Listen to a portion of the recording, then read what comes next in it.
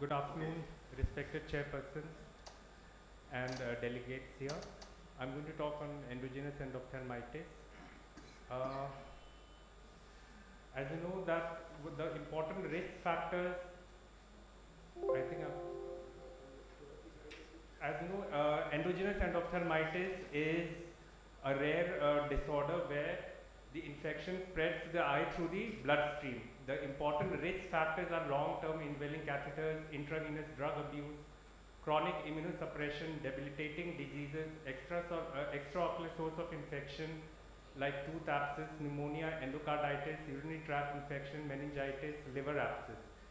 In the COVID era, the long term, we found that long duration admission in an intensive care unit led to an immunocompromised state of the patient, diabetes secondary to the high dose systemic steroids given to treat pneumonia and intravenous lines maintained for several days was implicated. So you can see here these are pictures of some patients which were from the post-COVID era where the patient had developed endogenous endophthalmitis, and the worst part is that it was often misdiagnosed as patients of uveitis, and when the response to the treatment was not there, they were labeled as endogenous endophthalmitis secondary to bacterial or fungal infection, leading to a delay in their appropriate treatment. So the important organisms implicated are Staphylococcus aureus, the most important risk factors being diabetes mellitus, renal failure, intravenous catheters, and AV fistula. The source of sepsis being the skin and septic arthritis. Streptococcus secondly, with the source of sepsis being meningitis and skin infection. Bacillus cereus in cases of intravenous drug abuse. Klebsiella pneumonia in diabetic patients, and importantly hepatobiliary disease, UTI, and prostatitis. E. coli in diabetes mellitus and urinary tract infection. Candida in intravenous drug abuse following GI surgery and long-term broad-spectrum antibiotic use. Aspergillus in chronic pulmonary disease and IV drug abuse.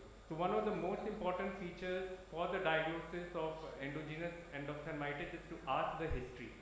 There would be a history of some admission in the hospital, and that would give us an index of suspicion that this is a case of endogenous endophthalmitis. So the infectious agent travels via the bloodstream and multiplies in the choroid, eventually infiltrating the retina and spreading into the vitreous.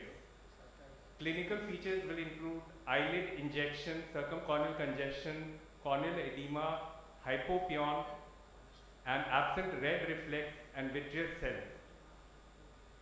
In the fundus, there may be vitreous haze and vasculitis. This is a picture of Aspergillus endophthalmitis, which shows a characteristic central macular chorioretinal inflammatory lesion, a pseudo-hypopyon over here.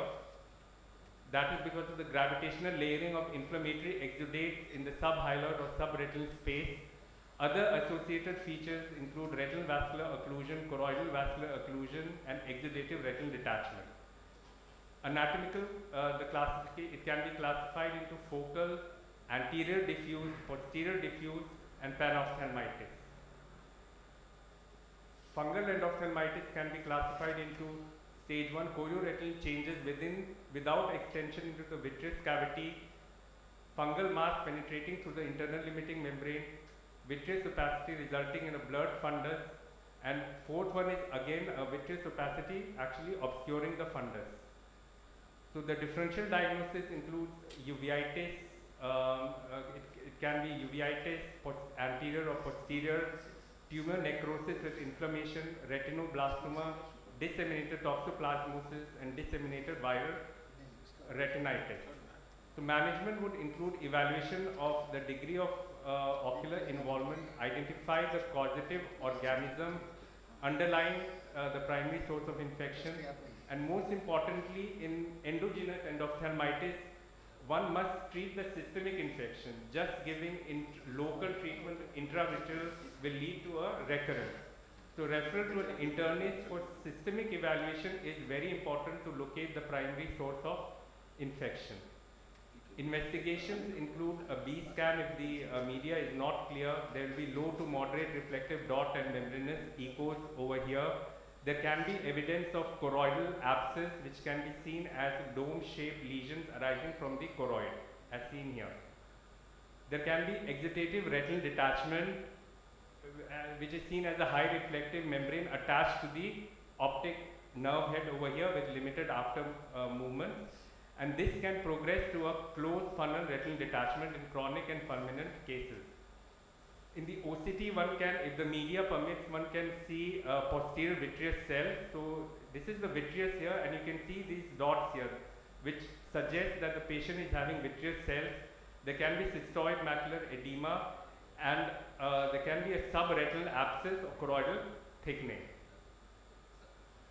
So the investigations performed is basically to collect the sample for microbiological examination, blood culture, urine culture, AC tap should be done prior to starting of topical antibiotics. Diagnostic vitrectomy should be done, and the samples can be sent for RT-PCR. Systemic pharmacotherapy, like I mentioned, is very important. Oral ciprofloxacin, intravenous cefotaxime, and gentamicin can be started, and this can be modified according to the culture sensitivity report. The doses of the antifungals are here. The fluconazole 400-800 milligram for candida. Voriconazole is a very strong antifungal and it works very well. A dose of 200 milligram BD is given.